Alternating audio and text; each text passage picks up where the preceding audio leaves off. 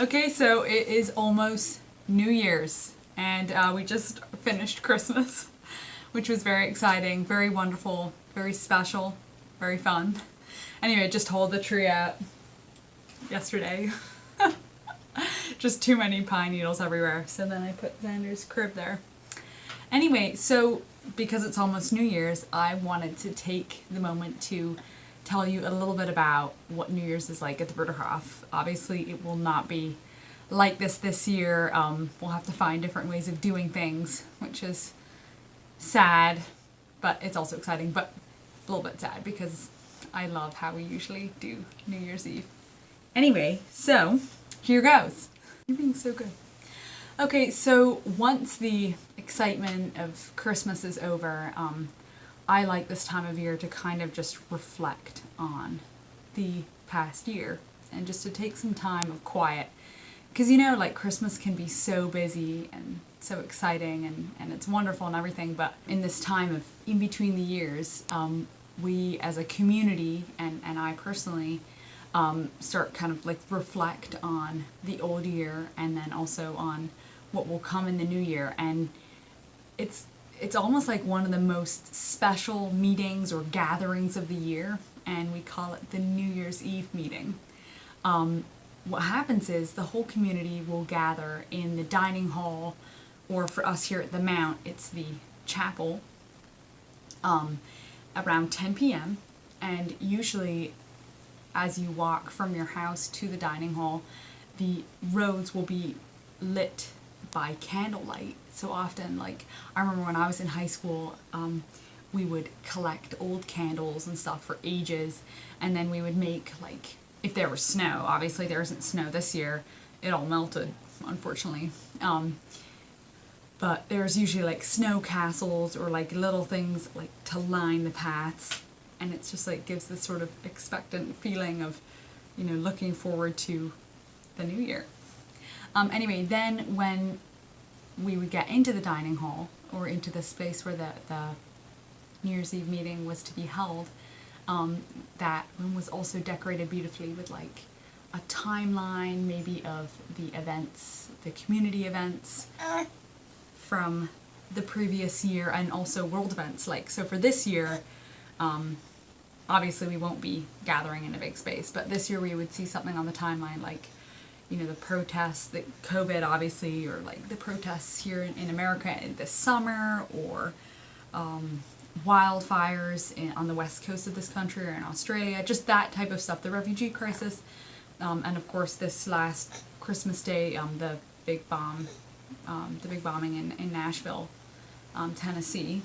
So, and just to remind us of the world and to think of the people who are suffering, who are less fortunate. And then another thing is also, often there will be a separate display then of people who, photographs of people who have passed away from our communities, like worldwide. So there'll be a moment for everybody to be remembered, those who were with us last year at the New Year's Eve meeting and those who are celebrating in heaven this year. So, and then after that, so we'll gather around 10, and usually the first part of the meeting is sort of, or the gathering is sort of like a normal church service. So somebody will, sorry, getting a little wiggly. So we'll read quotes from the Bible or other things, sort of looking forward to the new year. And then comes my favorite part, is candle lighting with wishes. So also usually, okay, so I don't know if I've explained this before, but our meetings or gatherings, worship services, are not like a normal church, like in pews facing the front. We actually gather in a circle.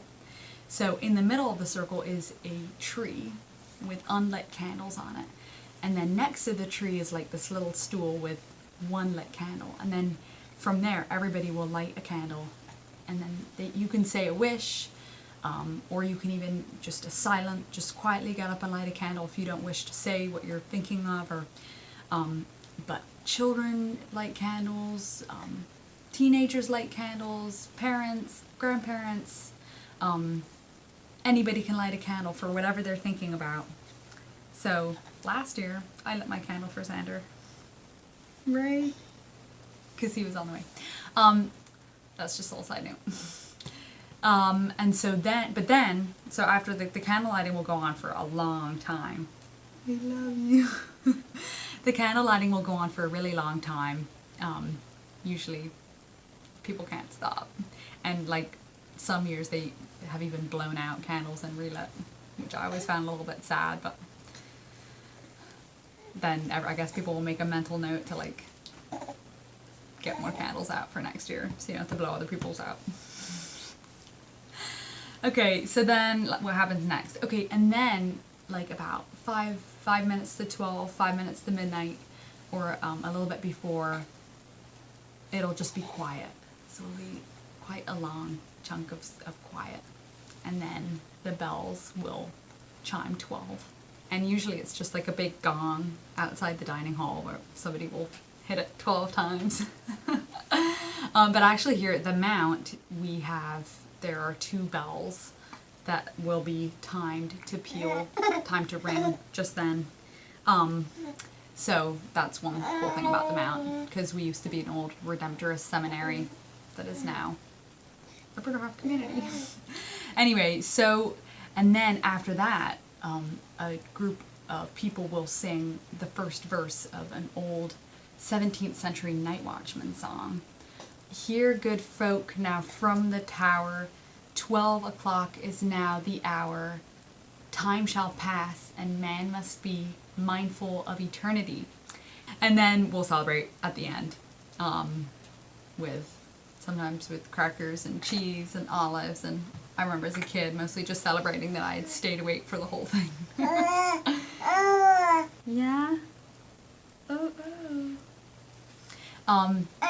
And then sometimes there'll be champagne or whatever, but it's just usually just a really, really awesome and special time to reflect on the old year, welcome in a new, and what could be better than doing it as a whole community. Of course, this year will be different, so I'm sure we'll find a good way to celebrate. And most of all, I just want to wish you a very happy New Year's, and wishing everybody courage and joy.